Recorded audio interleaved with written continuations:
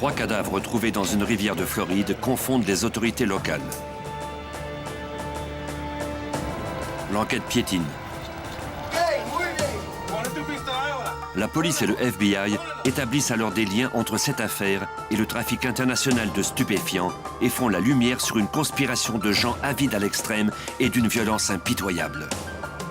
Cette affaire plonge toute la ville dans le chaos.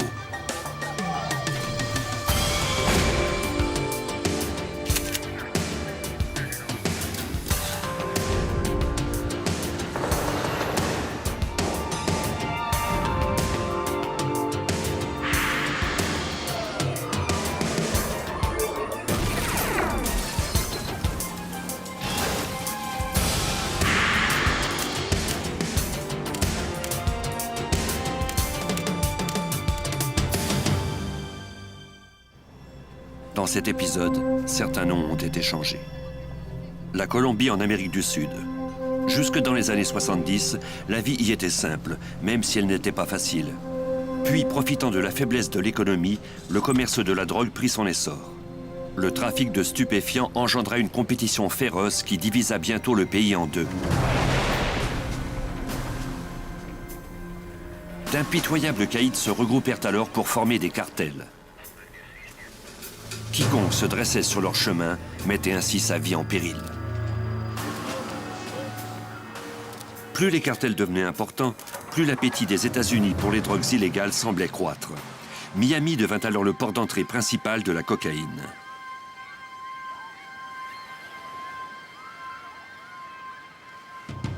Et avec la drogue, vers les meurtres. On envoyait des assassins colombiens à Miami pour se débarrasser des compétiteurs. On y compta bientôt 3 fois plus d'homicides que dans les autres villes importantes au pays. Miami fut tristement nommée la capitale du meurtre aux États-Unis.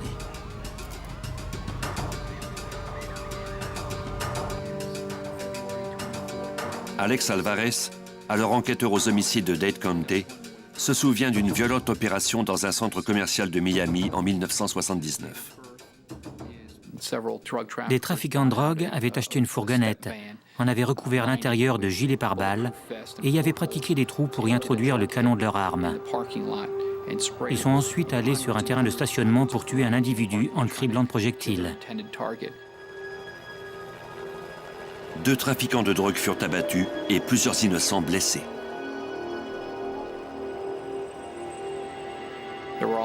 Je me souviens aussi d'une poursuite effrénée sur l'autoroute où 2 revendeurs s'échangeaient des coups de feu en pleine heure de pointe. Beaucoup de gens ont été tués ou blessés. On se serait cru au Far West. Il fallait absolument arrêter ces trafiquants qui faisaient tout ce qu'ils voulaient. On constitua alors une escouade spéciale pour faire face à cette menace. L'unité tactique centrale, ou CENTAC 26, dont le quartier général fut établi au service de police de Dade. Le sergent-détective Jorge Plasencia fut affecté à cette unité, la première de ce genre à Miami. C'était la 26e unité de ce type au pays. L'objectif que nous visions, c'était de répertorier tous les homicides du comté, de relever parmi eux ceux qui pouvaient avoir été commis par des trafiquants de drogue. Ensuite, par le biais de ces enquêtes pour meurtre, on devait mettre tout en œuvre pour démanteler le réseau. Au milieu des années 80, la pression grandissante exercée par des lois toujours plus sévères obligea les narcotrafiquants à modifier leur façon d'agir. Ils sont devenus un peu plus subtils. Ils perpétraient encore des meurtres, mais les fusillades avaient cessé. Les trafiquants agissaient de façon plus clandestine, mettant sur pied des cellules qui excluaient tout le monde, sauf leurs proches parents et amis. Plusieurs se spécialisèrent dans le transport ou la distribution de cocaïne, ou dans le blanchiment d'argent. En quelques années, le trafic prit beaucoup d'ampleur et devint de plus en plus complexe. Et il faisait toujours autant de ravages. L'après-midi du 29 juillet 1985, un homme remarqua quelque chose sur la rivière Miami.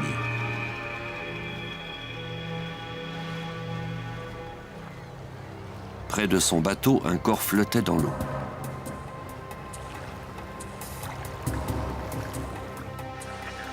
Quand la police de Dade County répondit à l'appel, les débardeurs avaient repêché 2 autres corps.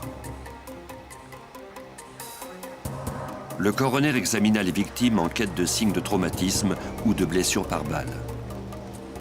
Mais en vain. Les 3 semblaient s'être noyés. Sur les cadavres, on trouva des téléavertisseurs, des montres Rolex et d'importantes sommes d'argent. 2 des victimes étaient armées. C'étaient là les outils de travail de narcotrafiquants. La CENTAC fut alors dépêchée sur les lieux.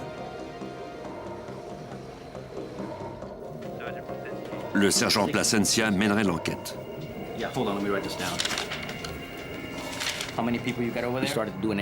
On a ratissé le secteur afin de savoir si quelqu'un avait vu quelque chose de louche ou si les individus avaient été aperçus peu avant leur mort. Mais personne n'avait vu quoi que ce soit. Les 3 victimes étaient des Américains d'origine cubaine. Et 2 d'entre eux avaient un casier judiciaire pour des délits mineurs. La noyade demeurait la cause officielle du décès, mais on ne savait pas comment ces types en étaient arrivés là, ni pourquoi. L'inspecteur Alex Alvarez devait trouver une piste. Nous avons examiné divers casiers judiciaires, puis contacté la Drug Enforcement Administration pour voir si ces types étaient connus pour leurs activités criminelles. Les agents de la DEA ne connaissaient pas ces hommes, mais ils fournirent toutefois un bon tuyau aux enquêteurs.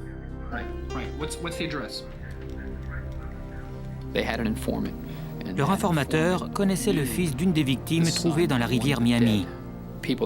C'était à n'en pas douter une affaire de narcotiques. Les agents de la DEA allaient nous mettre en contact avec le fils. Les enquêteurs rendirent visite au fils de la victime cet après-midi-là.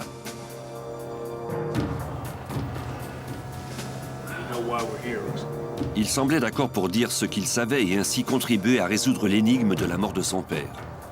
Can you tell us what you know and how you found out about it? Well, I know it's a really big business. He brings in thousands. Il nous a dit que son père était l'un des plus gros narcotrafiquants du sud de la Floride et qu'il faisait entrer au pays des milliers de kilos de cocaïne. Well, I know last Saturday he said he was going out. Il ajouta que l'équipe de son père utilisait de vieilles embarcations d'acier pour le transport de stupéfiants, car celles-ci attiraient moins l'attention que les gros yachts. Toujours selon lui, les narcotrafiquants construisaient de fausses cloisons sur leurs bateaux, derrière lesquelles étaient cachés des centaines, parfois même des milliers de kilos de cocaïne. Le seul moyen pour les douaniers de trouver la drogue aurait été d'utiliser un chalumeau. Les contrebandiers sont brillants. Ils savent qu'aucun douanier n'oserait jouer du chalumeau sur un bateau en pleine mer au risque de le faire couler s'il s'était trompé. Une fois passé la douane, les contrebandiers remontaient la rivière Miami avec leurs gros bateaux. Ils le laissaient dans une marina pendant quelques jours pour s'assurer qu'il n'était pas surveillé. Puis, convaincus qu'ils ne couraient plus aucun risque, ils déchargeaient leur cargaison en pleine nuit. Ils acheminaient ensuite la drogue vers divers points en Floride à l'aide de fourgonnettes. Le fils avait reçu la visite de 2 amis de son père qui étaient sur le même bateau que lui la nuit de sa mort. Selon eux, des hommes portant l'uniforme de policier leur avaient tiré dessus. Les tireurs avaient jeté les 6 hommes de l'équipage par-dessus bord et ils étaient partis avec 450 kilos de cocaïne. Et chaque kilo valait environ 60 000 $. La valeur nette de la cargaison devait approcher les 27 millions de dollars. Et ce n'était pas le prix de revente dans la rue qui, lui, devait représenter 2 à 3 fois ce montant. Le fils donna le nom des 3 membres de l'équipage qui avaient survécu. Il ignorait toutefois comment les joindre.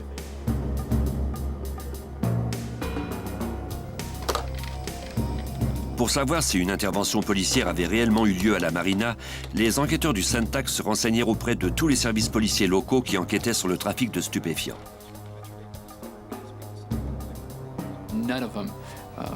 Aucun des services n'avait mené d'opération dans le secteur où le crime avait été commis. J'ai dû écarter l'hypothèse d'une intervention policière.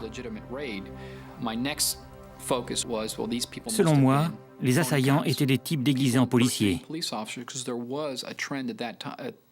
En outre, à cette époque, il y avait eu d'autres cas où des criminels déguisés en policiers s'étaient emparés de l'argent ou de la drogue de narcotrafiquants. Pour valider le récit du fils de la victime, les enquêteurs se rendirent à la marina où l'attaque avait eu lieu. Ils interrogèrent le gardien qui était de service cette nuit-là.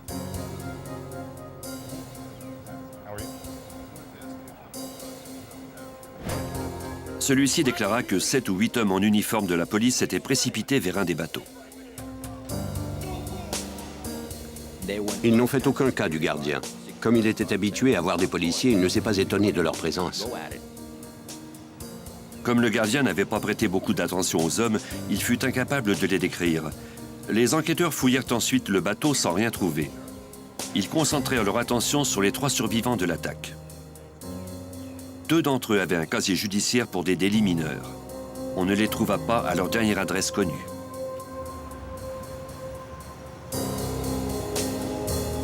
Le lendemain, les agents du Centac eurent l'intuition que les survivants assisteraient aux funérailles d'une des victimes.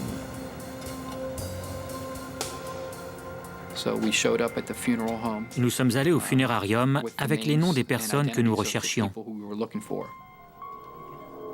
Les enquêteurs ne s'étaient pas trompés. Ils identifièrent les survivants grâce à leurs photos judiciaires. Ils s'approchèrent d'eux à leur entrée. Les hommes confirmèrent l'attaque du bateau par des assaillants en tenue policière. Les hommes déclarèrent cependant que ce n'était pas une affaire de drogue. Ils n'étaient montés sur le bateau que pour se faire une petite fête. Ils buvaient tranquillement de la bière avec les 3 victimes et 2 autres amis. C'est alors que des hommes en uniforme bleu ont surgi dans la marina en criant « Police, police ». Les assaillants fondirent sur eux. Selon eux, plusieurs de leurs amis ont alors été jetés par-dessus bord.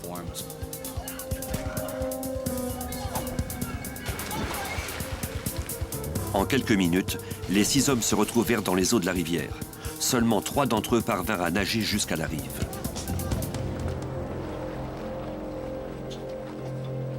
L'enquête portait maintenant sur un triple homicide. Les enquêteurs du Centac étaient convaincus que cette affaire n'était qu'un autre cas de faux policiers arnaquant des narcotrafiquants. Les survivants, eux, soutenaient qu'ils ignoraient pourquoi ils avaient fait l'objet de cette attaque.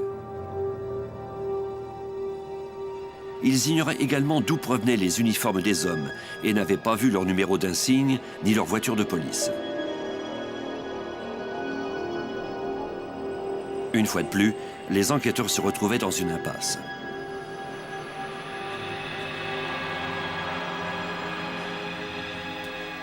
L'enquête piétinait quand le FBI proposa son aide aux policiers. Voici l'agent spécial Robert Martin.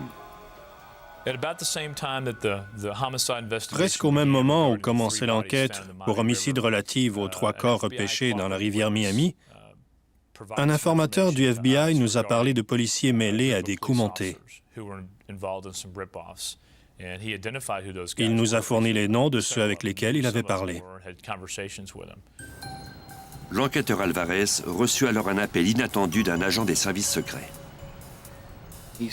Il voulait nous rencontrer car il croyait connaître le mobile de ces homicides et il disposait aussi d'autres informations. En faisant certaines déductions, il en était venu à croire que notre affaire était reliée à un crime dont lui avait parlé Armando Hun, son contact. Selon l'agent secret, Armando Hun travaillait dans une boîte de nuit et il avait des liens étroits avec un groupe de policiers corrompus qui s'attaquaient aux trafiquants de narcotiques de la région.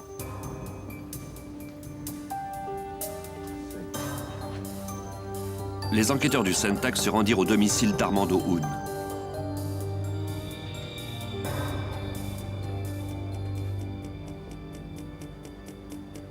Mais celui-ci ne voulait pas coopérer.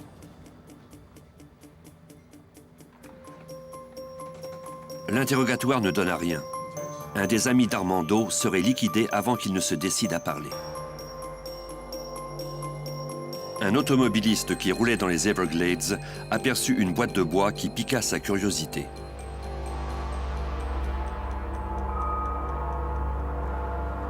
Il se gara pour aller l'examiner de plus près. Horrifié, il constata qu'elle contenait un cadavre.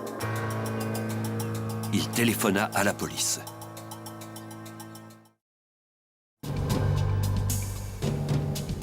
Les enquêteurs de l'escouade antidrogue de Dade County, le Centac 26, tentaient d'élucider 3 cas d'homicide à Miami.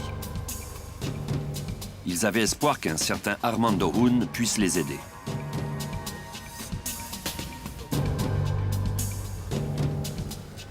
Son employeur et ami avait été trouvé assassiné en plein cœur des Everglades.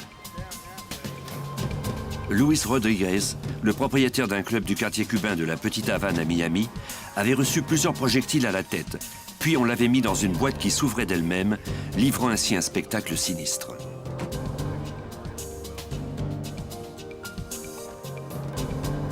Alex Alvarez et Jorge Plasencia du Centac 26 devaient absolument faire parler Armando Hoon.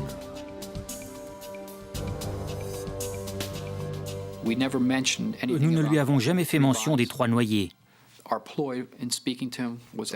Notre stratégie était de lui dire que nous enquêtions sur le meurtre de son meilleur ami. Selon Plasencia, Armando Hoon était manifestement innocent.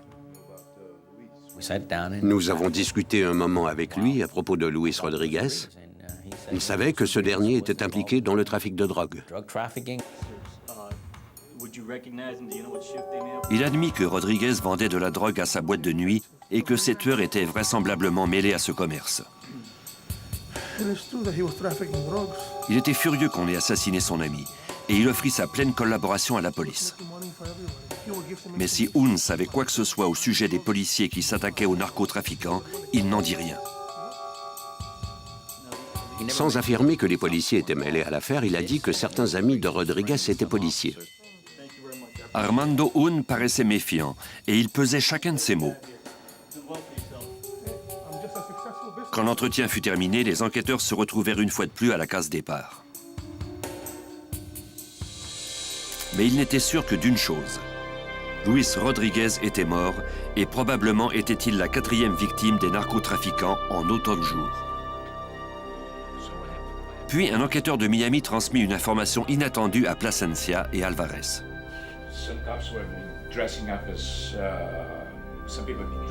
Il leur dit que Luis Rodriguez avait déjà été informateur pour lui.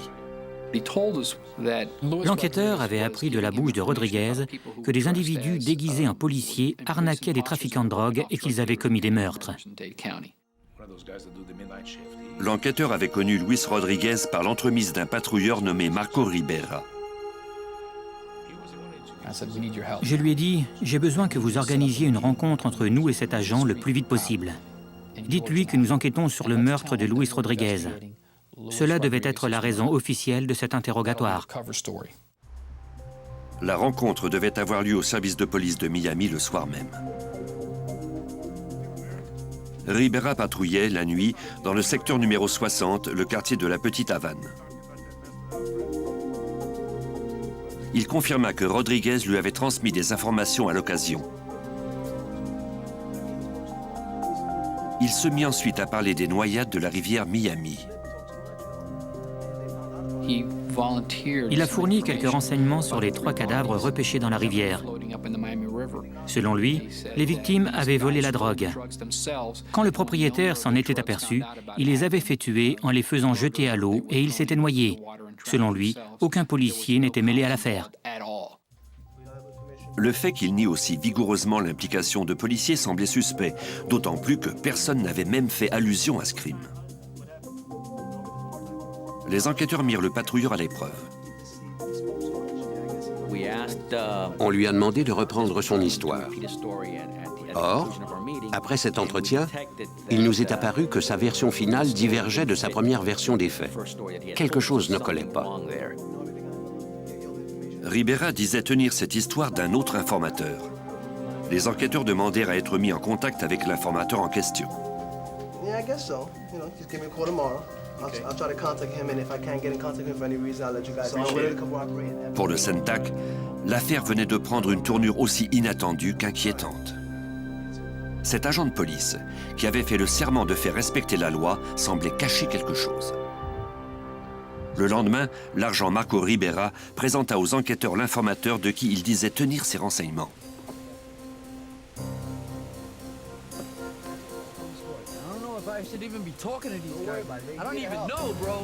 Ribera soutenait que son informateur pourrait prouver que le crime avait été perpétré par des trafiquants colombiens et non pas par des policiers de Miami.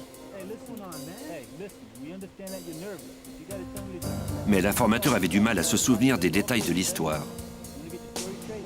Selon l'enquêteur Alvarez, Ribera dut aider son informateur à maintes reprises à se rappeler les faits. L'agent devait constamment le corriger. Non, non, c'est arrivé comme si. Et parle-lui donc de ça.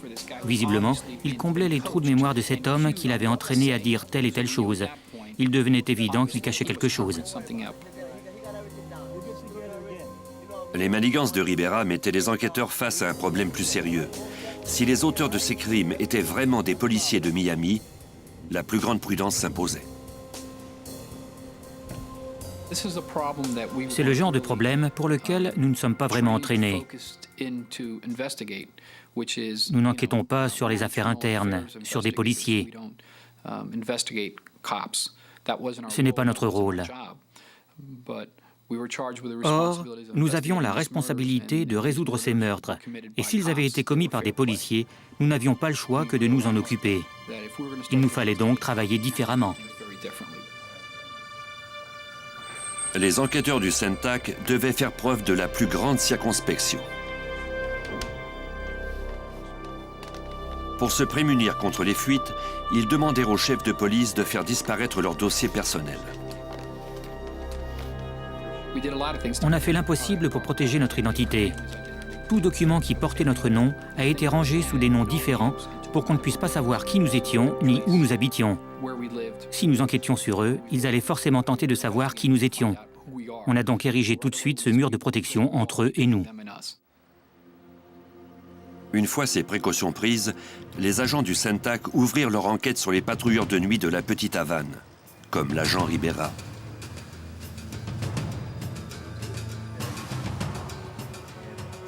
Avec l'autorisation du directeur, le service des affaires internes de la police de Miami fournit au CENTAC 26 les dossiers personnels des agents en question. Les enquêteurs concentrèrent leurs recherches sur un groupe d'agents en particulier, tous embauchés assez récemment, à un moment où la ville traversait une crise. Au printemps de 1980, le président cubain Fidel Castro annonçait qu'il permettrait à des milliers de réfugiés politiques de quitter Cuba pour chercher asile à l'étranger. Les États-Unis acceptèrent d'en recevoir 3500. Puis, soudainement, Castro leva l'interdiction d'amarrage de navires américains dans le port de Mariel, en vigueur depuis plusieurs années. Cet événement allait avoir des répercussions majeures sur les États-Unis. Plus de 120 000 réfugiés cubains affluèrent vers la Floride.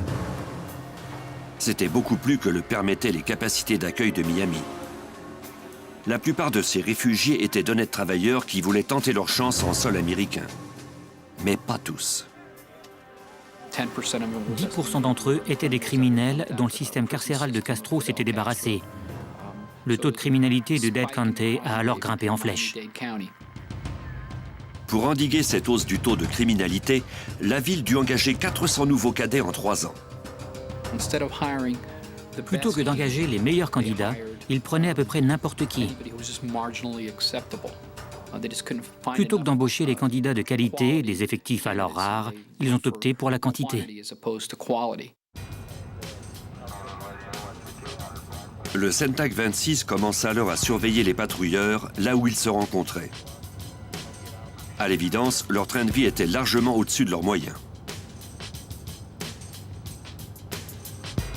On soupçonnait Ribera d'être le chef de la bande. Armando Garcia s'était récemment associé au propriétaire d'un centre de conditionnement physique. Osvaldo Coelho, lui, venait de prendre sa retraite de la police. Or, il n'avait que 30 ans et il conduisait une Lotus d'une valeur de 100 000 $. Il était facile de suivre à la trace leurs dépenses excessives. Malgré tout, les enquêteurs ne disposaient pas de preuves formelles. Si ces agents étaient les auteurs de 3, sinon 4 meurtres pour lesquels on les soupçonnait, ils pouvaient tuer de nouveau.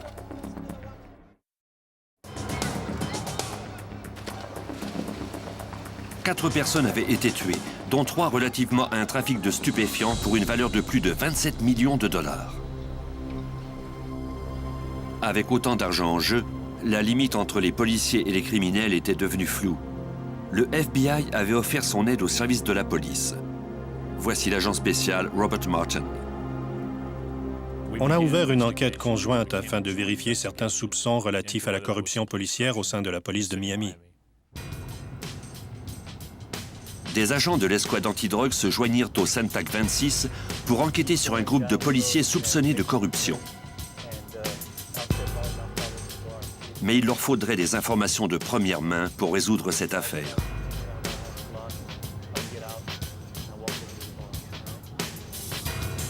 Ils espéraient obtenir des indices d'un informateur de la police, Armando Hun.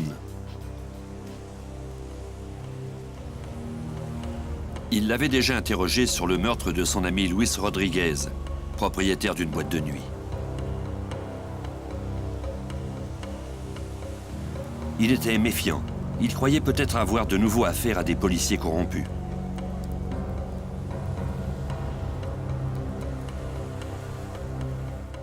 J'ai dit à Armando, regardez ces photos et dites-moi qui vous reconnaissez.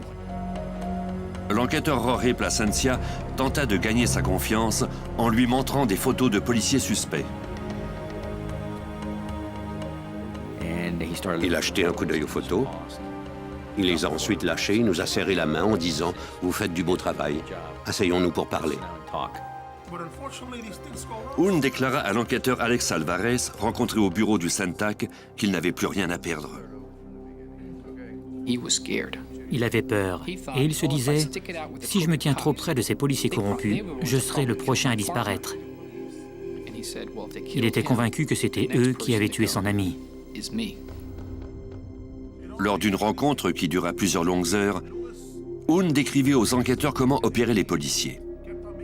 Il raconta comment son employeur et ami Luis Rodriguez en avait eu assez de voir ses clients se faire harceler par eux pour avoir eu en leur possession des quantités minimes de drogue. Il voulait s'assurer que ses clients ne seraient plus importunés et il a alors commencé à payer les policiers pour qu'ils ne viennent plus. Bientôt, Rodriguez mit au point un plan qui rapporterait de l'argent à tout le monde. Selon Hun, Luis Rodriguez aurait dit aux policiers « Vous savez quoi? Au lieu d'arrêter ces gens qui viennent avec un peu de drogue sur eux, pourquoi ne pas faire de vraies saisies de plusieurs kilos de drogue variées? Quand ces gens viendront par ici, je vous fournirai une description de leur voiture et je vous dirai d'où ils viennent. Prenez leur cocaïne, confiez-la moi, et je la revendrai en vous gardant une part. » Les policiers acceptèrent ce marché.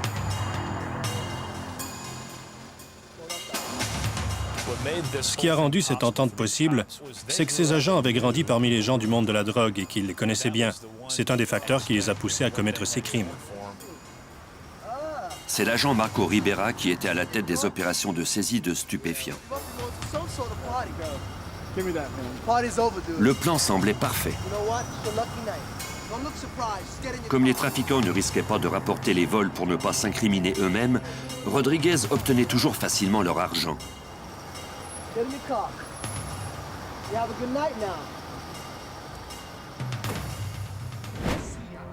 Selon Hun, l'entreprise avait rapidement pris de l'ampleur et regroupait de plus en plus de policiers.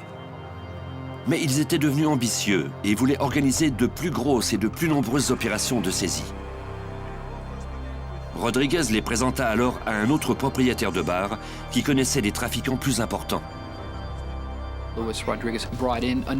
Luis Rodriguez connaissait un autre propriétaire de bar qui faisait entrer des cargaisons de drogue aux États-Unis. Rodriguez a alors dit « Attendez un peu, pourquoi s'en tenir à des saisies d'1 ou de 2 kilos de cocaïne? Pourquoi ne pas s'en prendre aux grosses cargaisons et rapporter d'un seul coup 300, 400, 500 kilogrammes ?»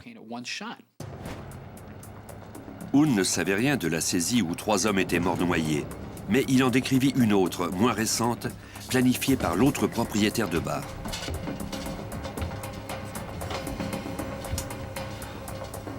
Les policiers s'étaient glissés à bord d'un bateau en pensant le trouver vide pour la nuit.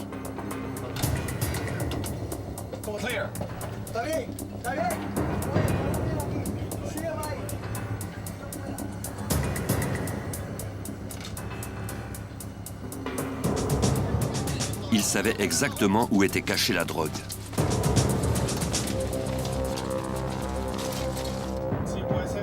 Mais pendant qu'ils vidaient le bateau, ils constatèrent que la climatisation était en marche. Ils soupçonnèrent que l'équipage était encore à bord.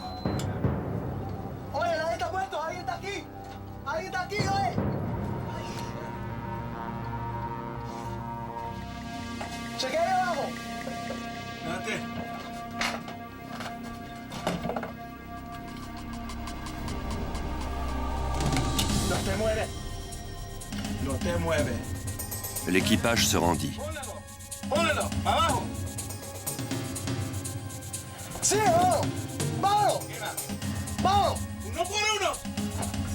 Les policiers se débarrassèrent de l'équipage de la même façon qu'ils le feraient la fois suivante.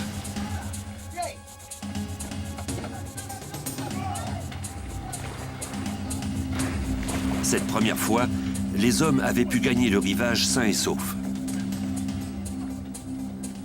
Les policiers s'enfuirent avec près de 200 kilos de cocaïne, évaluée à plus de 10 millions de dollars.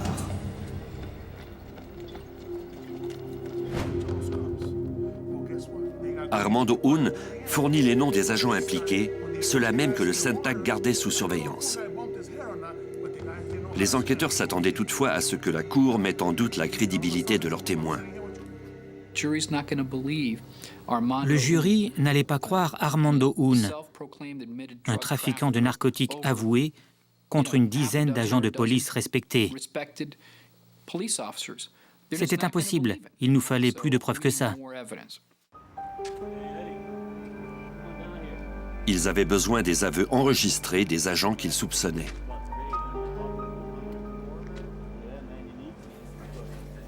Après qu'on lui eut présenté les nombreux chefs d'inculpation qui pesaient contre lui relativement à des vols de stupéfiants, le tenancier du bar accepta de porter un micro pour rencontrer Marco Ribera.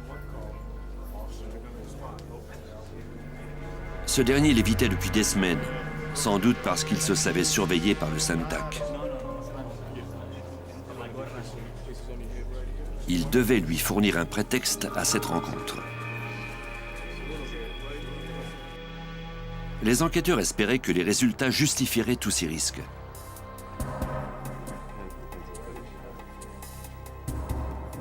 Ils se tinrent prêts dans un immeuble en face du bar et y envoyèrent leur informateur. À l'approche de Ribera, l'unité de surveillance alerta le service d'urgence au sujet d'une dispute de bar fictive.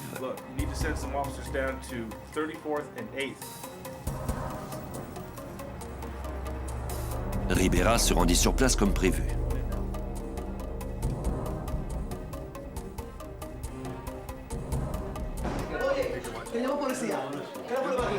Ribera entra, mais ne vit aucun signe de dispute.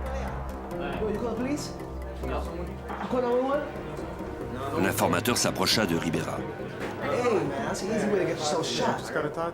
Il prétendit avoir reçu une citation à comparaître du bureau du procureur et être venu lui demander conseil. Ribera avait mordu à l'hameçon, mais refusait de parler en public.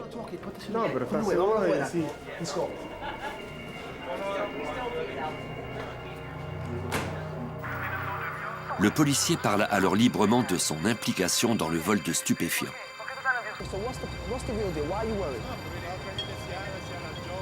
So I can't Joey Muerto, yeah, he's dead. He ain't gonna talk. Unless they go into that courtroom with a Ouija board and no one say nothing, okay? Y tengo mi conexión y ahí tengo... Ribera ignorait qu'il était sous écoute. Okay, tengo mi conexión y ahí tengo todo mi base cubrido, all right? You know what I have? Un groupe de policiers de Miami, soupçonnés de vol de stupéfiants et du meurtre de 3 trafiquants, était poursuivi par des enquêteurs. Ceux-ci parvinrent à enregistrer une conversation compromettante de l'agent Ribera, le chef de la bande, alors qu'il parlait des vols, des narcotiques et de ses complices. L'enquêteur Alex Alvarez. Nous avions une preuve clé, puisqu'il s'agissait de l'agent lui-même décrivant ses opérations et nommant ses complices. Le bureau du procureur de Miami fit l'écoute de l'enregistrement. L'assistant du procureur, Russell Killinger, était d'avis que pour convaincre le jury de l'implication de policiers dans des meurtres et des vols, il faudrait lui présenter le plus de preuves possible. L'enregistrement constituait un bon début, mais il fallait trouver des preuves de l'implication des autres agents. Armando Hoon pourrait sans doute contribuer à en amasser. Nous voulions que Hoon porte un micro lorsqu'il rencontrerait les autres policiers. Nous voulions qu'il les amène à avouer leurs crimes d'eux-mêmes. Équipé d'un micro, Hoon rencontra les agents Marco Ribera et Armando Garcia, prétendant que des enquêteurs lui posaient des questions au sujet des pillages de bateaux. Ils le sommèrent de ne rien révéler. Ribera jura que le Santac n'avait aucune preuve contre eux. Listen, they all over me, man. That's what I'm trying to tell you. They all over me. They all over everybody. It doesn't matter. They ain't got nothing. They don't have a damn thing on it. They... I don't want you guys to be seen. Mais la tension montait. Les policiers soupçonnaient Hoon de porter un micro. What's the matter, man? What's the matter with this guy? Don't worry about it. He's What's wrong with this guy? Cette altercation coupa court à toute tentative d'enregistrement. Just gotta get the situation taken care Gotta keep of. this man under control, man. Don't worry about it. Mais les enquêteurs n'allaient pas abandonner. Nous avons alors décidé d'élargir davantage l'enquête en citant à comparaître les témoins devant un grand jury. On a aussi assigné les banques pour qu'elles fournissent les relevés bancaires et financiers. Les enquêteurs se mirent à comptabiliser les actifs des suspects, y compris la somme que contenait le coffre bancaire de Marco Ribera. Celui-ci contenait plus de 260 000 $ en argent liquide, soit 10 fois son salaire annuel. Tout comme Ribera, les autres policiers avaient laissé derrière eux des traces compromettantes de leurs dépenses. L'argent leur brûlait les mains.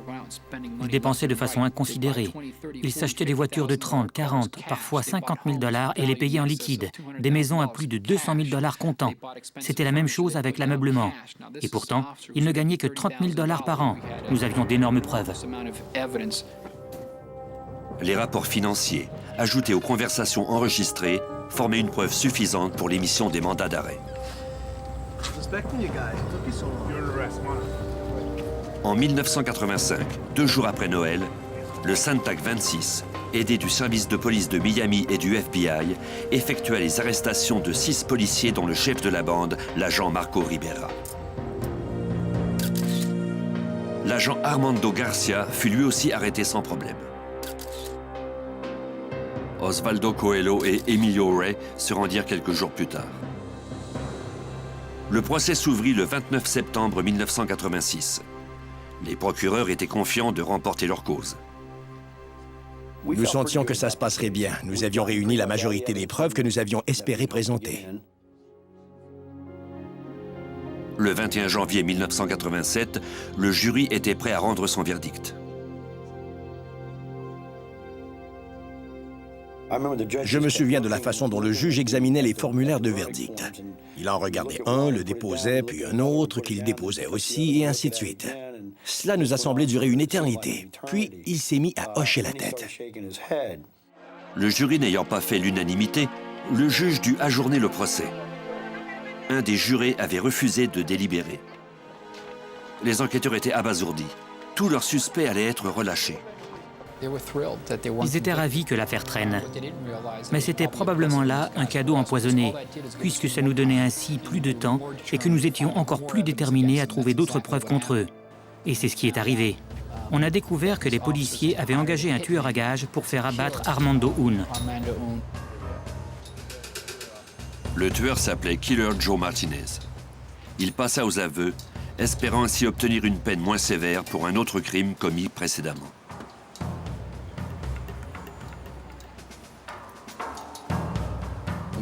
Nous l'avons fait comparaître. Il a témoigné contre les policiers. On a alors pu porter d'autres chefs d'accusation contre eux. Le dossier de l'accusation était de plus en plus solide. Ils ne pouvaient plus nous échapper. Ils ont alors commencé à plier, puis ils en sont venus à collaborer. Confronté au dossier en béton des procureurs, l'agent Marco Ribera finit par passer aux aveux. Il avait entraîné quelques 60 autres agents de police de Miami dans diverses activités criminelles. Malheureusement, Osvaldo Coelho et Armando Garcia avaient fui Miami. 5 mois plus tard, un informateur du FBI déclara savoir que Coelho se cachait aux Bahamas. Le FBI demanda alors l'aide de la police des Bahamas. Ils allaient aider à débusquer Coelho. Ce dernier était recherché pour avoir pris part à d'importants vols de cocaïne à Miami. Il disposait d'un large réseau d'amis auprès de qui il pouvait s'adresser.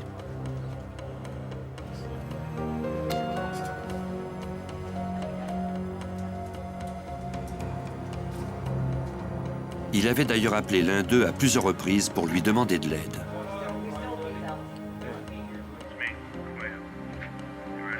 Yeah, I can help you. What do you need? Okay, I can do that. Good. See you then. Mais Coelho ne savait pas que cet ami avait déjà été approché par le FBI et qu'il travaillait comme informateur.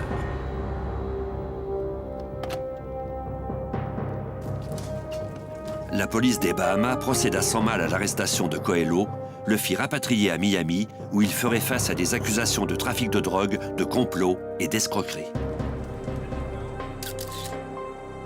Armando Garcia était le dernier des policiers corrompus encore en liberté. Le 8 janvier 1989, le FBI ajouta le nom de Garcia à sa liste des 10 fugitifs les plus recherchés. Certaines informations laissaient croire que Garcia avait fui en Amérique du Sud, mais on ne savait rien de plus. L'agent spécial Robert Martin menait l'escouade chargée de retrouver le fugitif.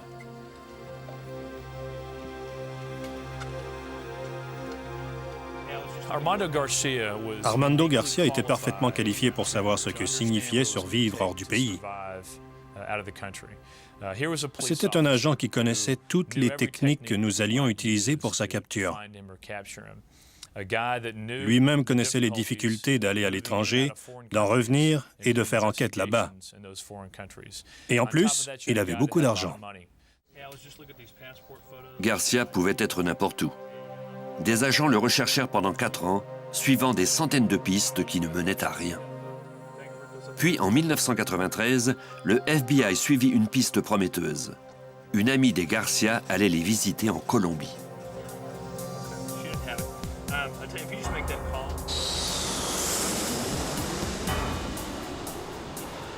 Les agents firent prendre cet ami en filature par la police colombienne jusqu'à un appartement de Cali où ils soupçonnaient Armando Garcia d'habiter.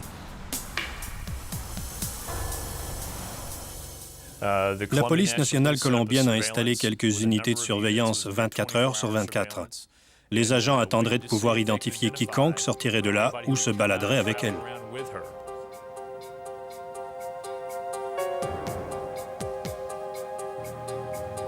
Trois jours plus tard, ils surprirent Armando Garcia. Il ne portait pas d'armes.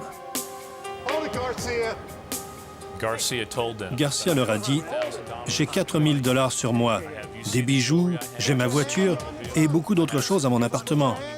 Prenez tout et laissez-moi partir. »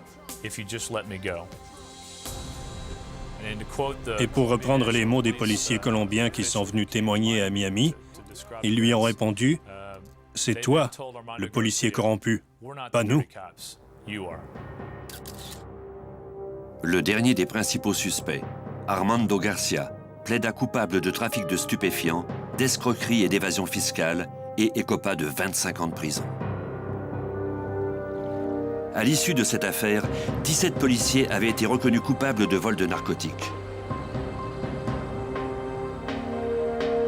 C'était la plus importante affaire de corruption policière de l'histoire de la Floride.